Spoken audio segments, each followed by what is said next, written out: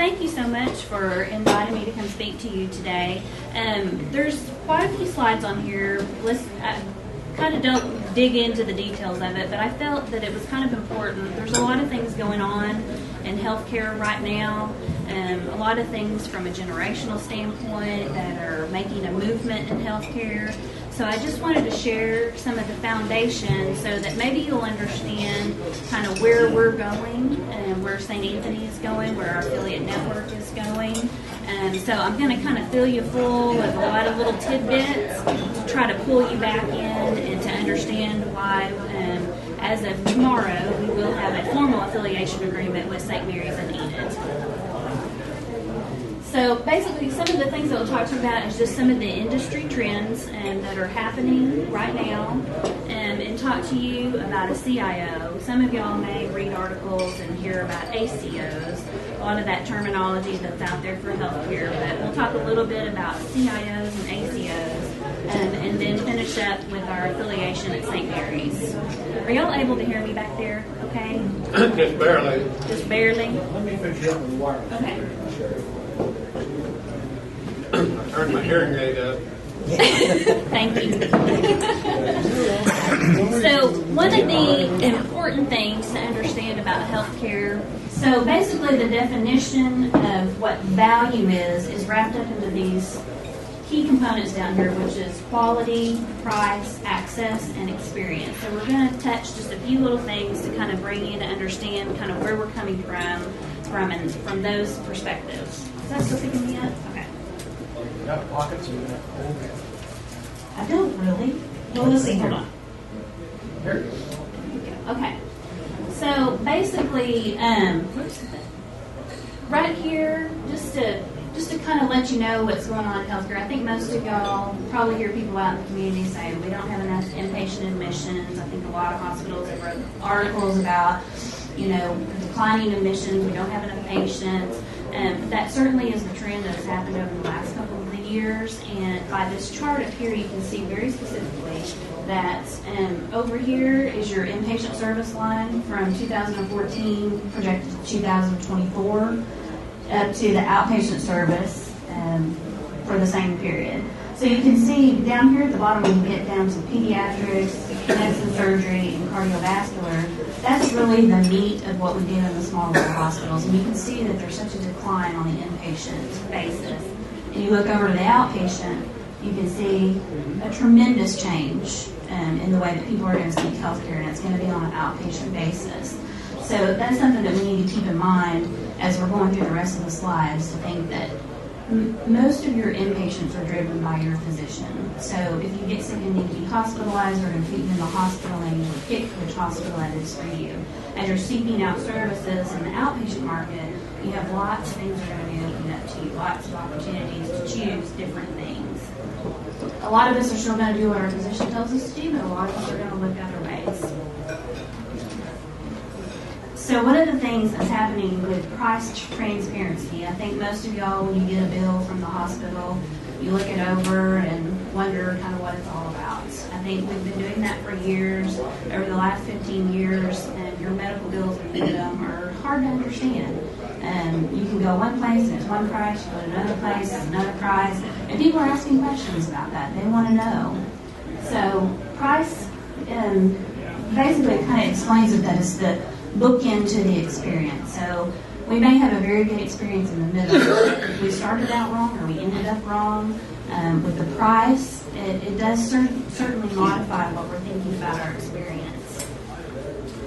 So our prices still, by this consumer survey, you can see that people are still confused about prices.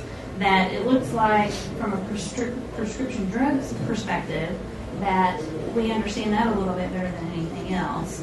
But when you start getting down into other services, it becomes more difficult.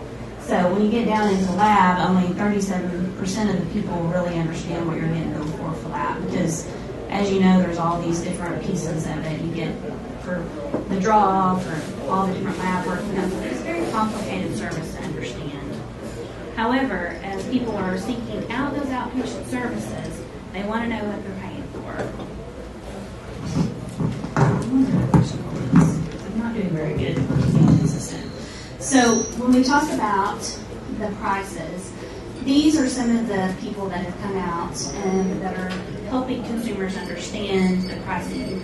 So as we're looking for cars, we know for years there's been the Kelly Blue Book. So now there's somebody that has a healthcare Blue Book.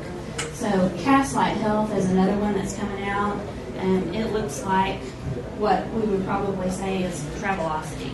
So people are coming out and saying for these services, you can compare a couple of facilities, and then, and most importantly, down here at the bottom, you're seeing some quality measures.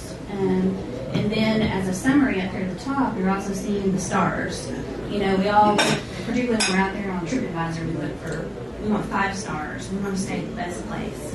So people are starting to look for their healthcare in the same manner that they're looking for travel and other opportunities.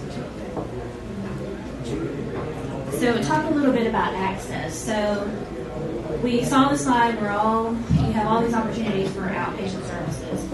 So they did a survey to say, how willing would you be to communicate with your doctor or nurse in these following ways? And 69% of the people say they would like to chat on email or the web portal or text messages or some type of mobile application. And I think one of the significant things about this slide is kind of breaks it down by age category, because I think we all know by generations, everybody has different feelings about mobile technology.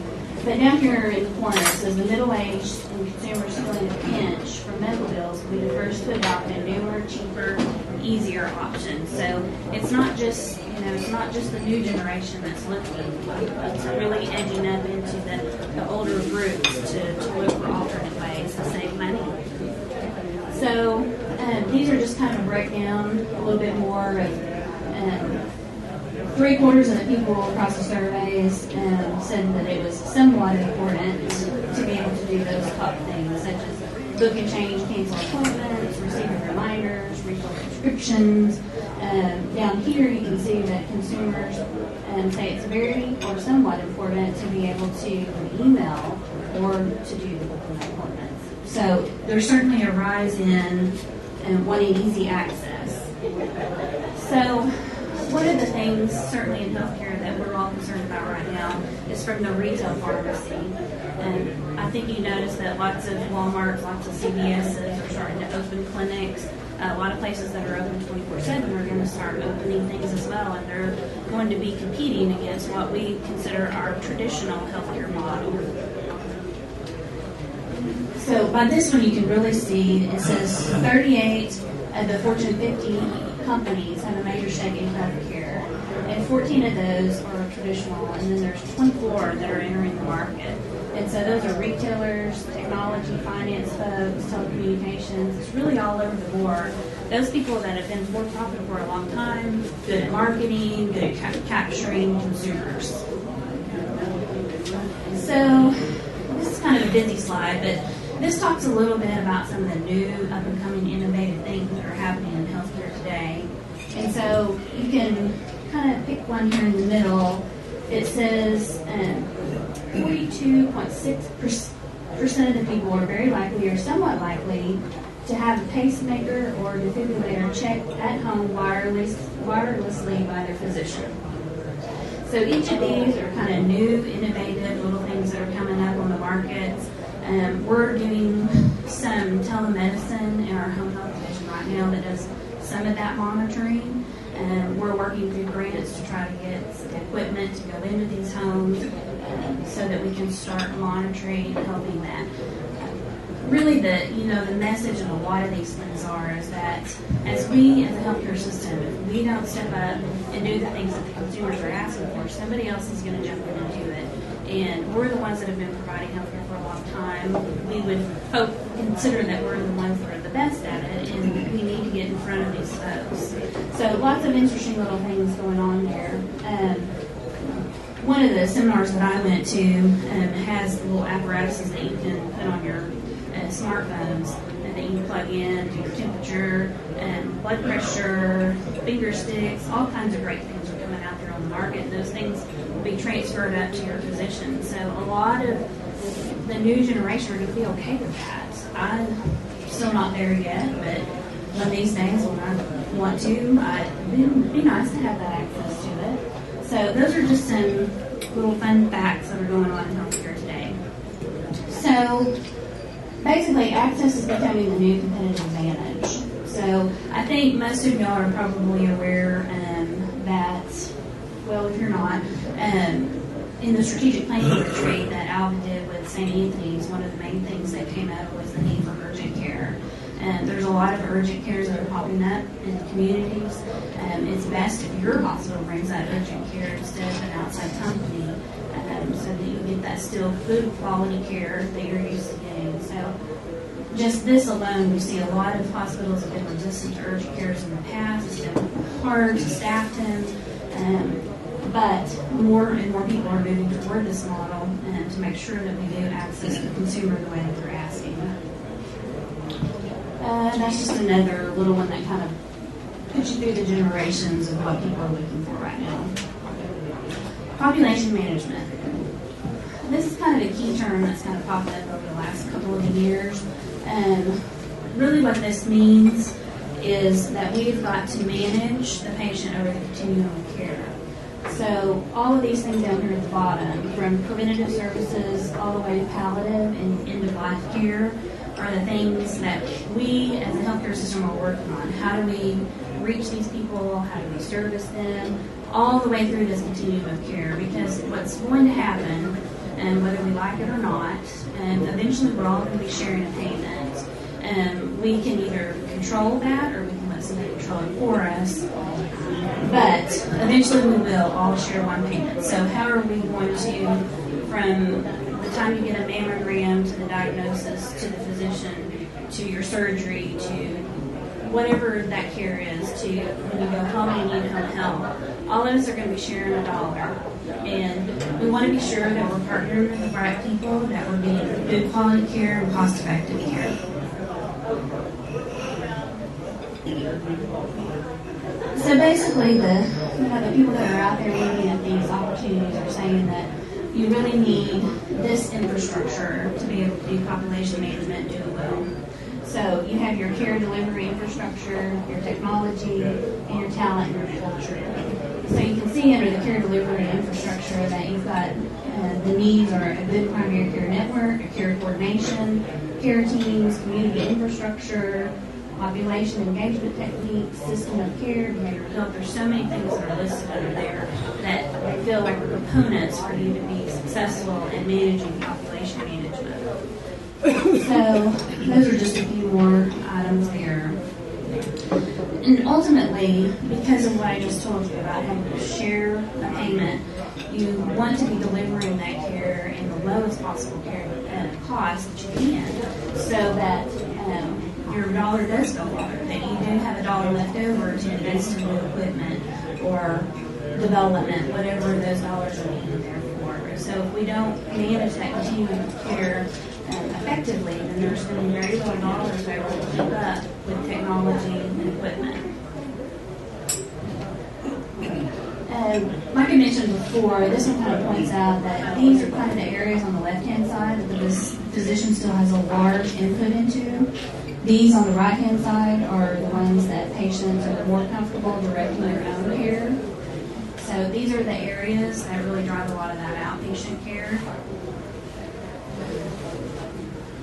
And I just wanted to throw this slide in there so that you can see. This on the left-hand side is your current 2012, and then here's your 2017. So this is basically their projection. And before it was 2024, which seems a long ways away, but 2017 is not that far away. So you can see that the retail centers down here at the bottom, currently there's about $7 million worth of visits that happened. In 2012, there's going to be $14 million worth of visits that take care by 2017 in the retail market. Same thing with online and smartphones, 6 million currently to 22 million. That's a big jump into those new technology aspects. So this is just your current market share here for Share Medical Center. So this is just in your geographic service area. So basically those areas that you pull your patients from. So I just threw that in there so you can understand your market. So most, Share Medical Hospital is getting most of the patients that are in your geographic service area. The next is St. Mary's, and then Integris, and on down the road there. This is one of the things that I wanted to point out as well is, as we're talking about all the things that are happening in healthcare, this is one of the things that we can't ignore as well. So, as we look at new opportunities, I hope this is kind of overestimated. I think we all hope it's overestimated because that's very large to think that there's going to be that much of a physician shortage by 2025. But they've been talking about this for a long time, for lots of years. And I think that's why a lot of the new innovative ideas of how to deliver that mechanism is taking place, because if you have that shortage, we've got to deliver the care somehow. So how are we going to do that? How are we going to do it more efficiently and more cost effectively? So these are very specific to this geographical service area, so you can see that in each of those areas, cardiology, evaluation management lab, physical therapy, radiology, each of those are projected to grow over the next 2 years in your market. So just as a case study, so that you can kind of pull all of this information together, this is one of the things that happened in SSM. Our corporate office is in St. Louis, and one of the major companies that are there is Boeing. Boeing went to 3 major healthcare companies in St.Louis and basically bid out their healthcare for this coming year. Because their healthcare is steadily, cost has been rising. I think most of you have seen that probably with your employers and your personal life, that those things are going up for you. They wanted to be able to try to control that piece of their business, to not have less healthcare just because you have to pay more. So they went and basically bid it out and said, here's what we want to spend on healthcare, and who can deliver that. And luckily, SSM won that. So that means that Mercy and the other system that's there are going to lose that business. It's going to shift into SSM because that's how that happened. And then because of numerous certain factors that were kind of in that contract.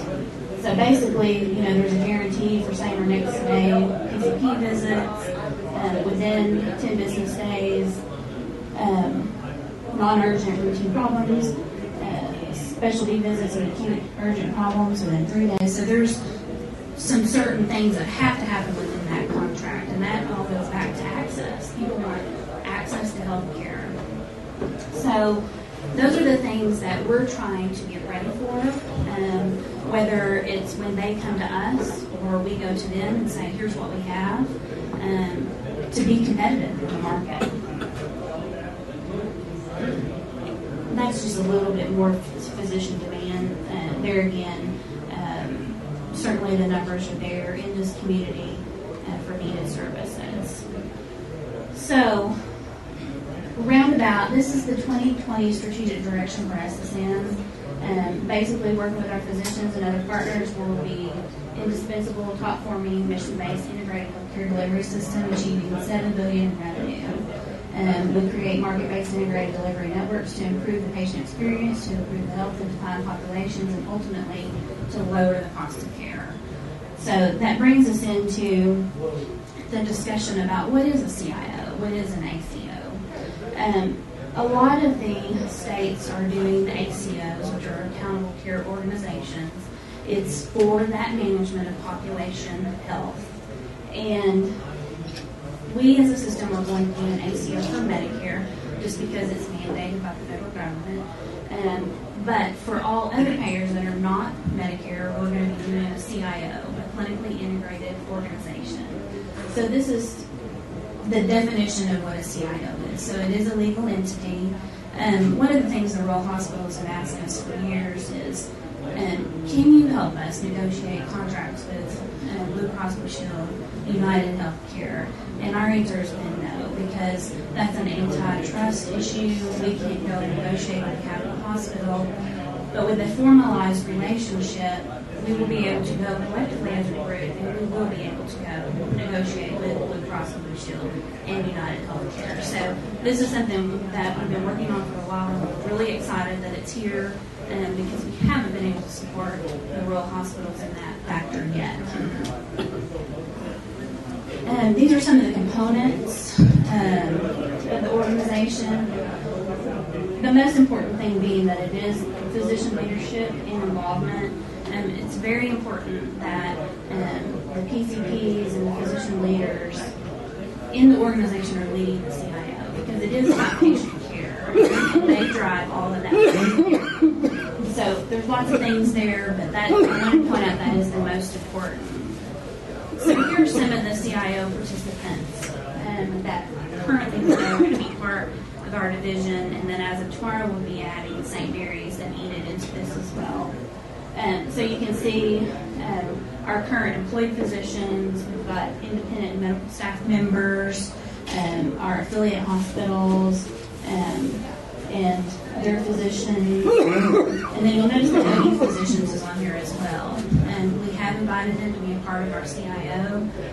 It's important for them to be a part of our CIO. And for those of y'all that are not aware, they're the ones that have all the specialists in the state of Oklahoma. They're the only trauma hospital that is consistently a trauma level hospital. Some of the hospitals take trauma 1 or 2 days a week here or there intermittently, but OU is our trauma center. So they have all the neurosurgeons, they have all the top specialists there. So for us to have a full comprehensive care, we have to have those specialists involved in it. So it was important that we invited them to the table. So basically, just so that y'all know, this is our affiliate network currently. So you can see that we have a large market share in Northwest Oklahoma. There's one little gap there, that's Woodward. They're independently owned and not affiliated with anybody currently. But as we add Enid, we'll fill in a couple of those counties up there. So you can see we have a nice network in Northwest Oklahoma, which certainly was enticing for Enid, and we needed them to be a part of the group as well. You can see we have lots of levels of affiliation. Some of them are just transfer agreements, some of them have our computer system, others are tier ones like Share is at the highest level of affiliation that you can have. So we roll around to the St. Mary's. As we started talking about that, a lot of people had questions about, how does that benefit St. Mary's? How does it benefit Share Medical Center? And that's why I thought it was important to show you, although somewhat exhausting slides, I think it's important to understand all of those things that are happening. And we have to have that network that you just saw a minute ago. We have to have a full network to be able to achieve that. So for our benefit, St. Mary's and Enid was certainly that missing piece for us, because we know that it's difficult for patients to travel to Oklahoma City. It's a long ways. So we wanted for the patients in this community to have that access into Enid. We'll be working with them very closely to help them learn the things that we've learned in our affiliate network that we do well, and work on the things that we don't do well, and collaborate together to bring the services that we need for everything that you saw to fulfill those obligations. So this is the ad that you'll be seeing. It'll come out in the Enid paper. And we'll be working with the rural hospitals tomorrow to decide kind of what they want to put out in their communities. But Enid and Oklahoma City papers will be running this ad in the following week. And basically, you can read right there that, it's just designed to enhance the healthcare in Northwest Oklahoma. For residents of Enid and Northwest Oklahoma overall, this means you can expect the same high level of care delivered and managed locally.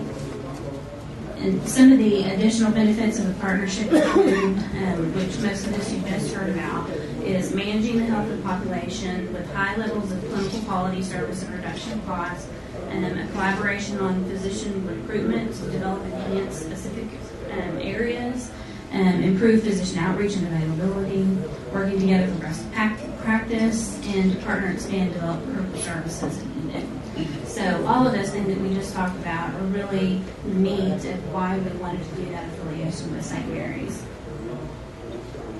And those are just some quotes from Joe Hodges, and obviously the presidents from both sides are excited about the relationship.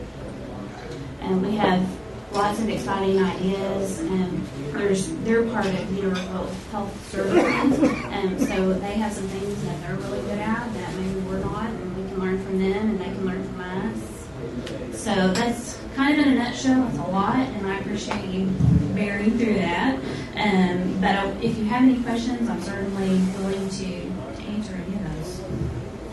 Will this benefit Share Medical Center? Absolutely. What our hope is through our development of services, whether that's services that are currently not offered in Enid right now, that they will be offered in Enid. Most importantly, we work through our rural network to bring services to the local community. So as we're building those services, our message has been and always will be is what are those things that we can offer in the community so that people don't have to travel outside. It will be a long-term goal. It's not something that's going to happen overnight. But as we are developing that network, there are certainly things. St. Anthony currently does a lot of outreach. We have a lot of cardiologists, specialists that are moving out into our communities. And St. Mary's and Enid is certainly interested in doing the same thing. So I think collaboratively, we can start filling some of those gaps based on the knowledge that we have from the market data and start working to bring the best service in the community. The big deal last week was big companies paying women to freeze their eggs. Would you have facilities to freeze eggs? We don't. Yeah, wow. People have to go out of state to do that, or That, well, freeze their own. I don't know. I know that St. Anthony's do not do that. I don't know if there's a hospital in the city that does it or not, but I mean, it's true. There's going to be all kinds of things that people are going to want to do in the future, and we have to get ourselves ready for that. It's crazy. Thank you, Jed, for asking that question. He stumped me there. Are you going to be able to get St. Mary's to work better with the Share Medical Center as far as eye trauma? Has there been, as far as surgeries, or when you have an emergency situation? The ER here has trouble transferring people who have ocular emergencies to St. Mary's because we have a surgeon that comes up here from Mercy Hospital to do cataract surgeries. So the ophthalmology group that basically controls Enid refuses to take the patients because they, as they put it, if we don't get the gravy, why should we have to put up with the crap? Ah, okay. Well, I wish I was more familiar with that group. Unfortunately, I'm not. Certainly. But I kind of addressed that because I'm the one that got the surgeon to come up here. Okay. After the ophthalmology group in Enid refused to come over here and do surgery. Okay. So they had the opportunity. So they need to be told that they need to start playing nice. Aha. Well, those are things that we want to hear because as we're starting to work on our relationship, certainly, I will make a note of that before I leave here today to see that, make myself more familiar with what is going on. Candace can fill you in on Yeah, that. you bet, you bet. Well, and we certainly want to work on all of those opportunities. When we first started our Saints First transfer network, we didn't do the best job of it when we first started. It's taken time to really smooth that out, and it takes a lot of players in the game to all be on the same page to make that successful. And I think over time we have certainly got there on the St. Anthony side. Because our ER here is going to be seeing even more and more ocular stuff because of the oil field stuff. You bet. These guys don't know how to wear their eye protection. But, because I can remove foreign bodies and things like that in my clinic, but when they have a puncture wound or something, they need to get to a surgeon fast. You bet. Yeah, I will certainly talk to Candace about that. We'll be talking on this. We started having monthly meetings a couple of months ago with St. Mary's, even before we got the signatures on the page. So really, we'll start picking up some steam now that everything's official and so we're ready to get started. So any concerns that y'all have, pass those along to Candace so she can pass to me, and we'll certainly start working on those. And they're certainly interested in this market, and we have a lot of patients from this market, so I think there's lots of opportunities.